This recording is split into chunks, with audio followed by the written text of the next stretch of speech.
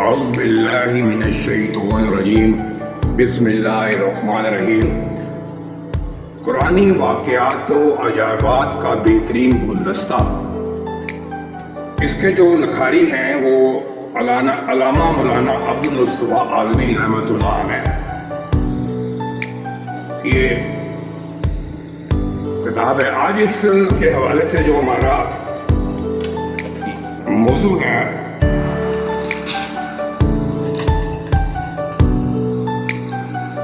ستر ہزار مردے زندہ ہو گئے۔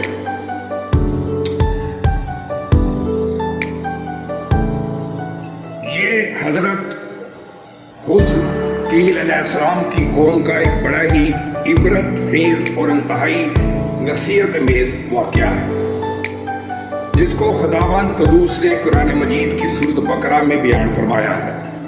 حضرت حزقیل علیہ السلام کون تھے؟ یہ حضرت موسیٰ علیہ السلام کے تیسرے خلیفہ ہیں جو منصب نبوت پر سرفراز کیے گئے۔ حضرت موسیٰ علیہ السلام کی وفات اقدس کے بعد آپ کے خلیفہ اول حضرت یوشع بن نون علیہ السلام ہوئے، جس کو اللہ تعالیٰ نے نبوت عطا فرمائی۔ ان کے بعد حضرت کالب بن یوحنا علیہ السلام حضرت موسیٰ علیہ السلام کی خلافت سے سرفراز ہو کر مرتبہ نبوت پر فائز ہوئے۔ پھر ان کے بعد حضرت حزقیل علیہ السلام حضرت موسیٰ علیہ السلام کے جانشین اور نبی ہوئے۔ حضرت حزقیل علیہ السلام کا لقب ابن العجوز بڑیا کے بیٹے ہیں، وقرفل بھی کہلاتے ہیں۔ ابن العجوز کہلانے کی وجہ یہ ہے کہ اس وقت پیدا ہوئے تھے جبکہ ان کی والدہ ماجدہ بہت بوڑھی ہو چکی تھی۔ آپ کا لقب ذوالقرفل اس لیے ہوا کہ آپ نے اپنی کفالت میں لے کر 70 انبیاء کرم کا قتل سے بچا لیا تھا۔ یعنی آپ نے اپنی کفالت میں لے کر 70 انبیاء، یہ دوبارہ پڑھ رہا ہوں، آپ نے اپنی کفالت میں لے کر 70 انبیاء کرام کو قتل سے بچا لیا تھا، جن کے قتل پر یہودی قوم آمادہ ہو گئی تھی۔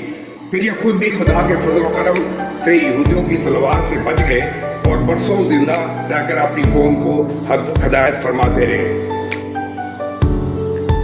مردوں کے زندہ ہونے کا واقعہ۔ مردوں کے زندہ ہونے کا واقعہ۔ اس واقعہ یہ ہے کہ بنی اسرائیل کی ایک جماعت جو حضرت حزقیل علیہ السلام کے شہر میں رہتی تھی، شہر میں طاعون کی وبا پھیل جانے سے ان لوگوں پر موت کا خوف سوار ہو گیا۔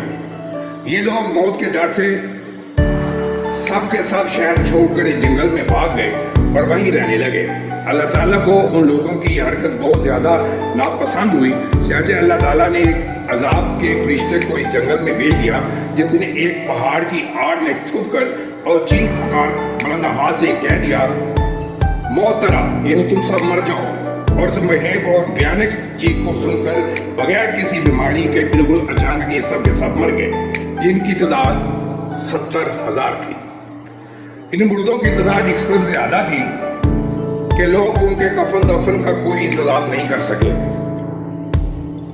اور ان مردوں کی لاشیں کھلے میدان میں بے گور و کفن 8 دن تک پڑی رہی، سڑنے لگی اور بے انتہائی توفن اور بدبو سے پورے جنگل بلکہ اس کے اطراف میں بدبو پیدا ہو گئی۔ کچھ لوگوں نے ان کی لاشوں پر ہیٹ کھا کر چاروں طرف سے دیوار اٹھا دی تاکہ یہ لاشیں درندوں سے محفوظ رہیں۔ کچھ دنوں کے بعد حضرت حزقیل علیہ السلام کا اس جنگل میں ان لاشوں کے پاس گزر ہوا تو اپنی قوم کے 70,000 انسانوں کی اس موت ناگہانی اور بے گور و کفن لاشوں کی فروانی دیکھ کر رنج و غم سے ان کا دل بھر گیا اور آپ دیدہ ہو گئے، اور باری تعالیٰ کے دربار میں دکھ بھرے دل سے گڑ گڑا کر دعا مانگنے لگے کہ یا اللہ، یہ میری قوم کے افراد تھے جو اپنی نادانی سے یہ غلطی کر بیٹھے کہ موت کے ڈر سے شہر چھوڑ کر جنگل میں آ گئے۔ یہ سب میرے شہر کے باشندے ہیں اور لوگوں سے مجھے انس تھا، اور یہ لوگ میرے دکھ سکھ کے شریک تھے۔ افسوس کہ میری قوم ہلاک ہو گئی اور میں بالکل اکیلا رہ گیا۔ کہ میرے رب، یہ कौम थी जो तेरी हमद करती थी और तेरी तौहीद का ऐलान करती थी और तेरी किबरियाई का खुतबा पढ़ती थी। आज तक इसी मौजू के साथ कल फिर मैं हाजिर हूँगा। काफ़ी एक लंबा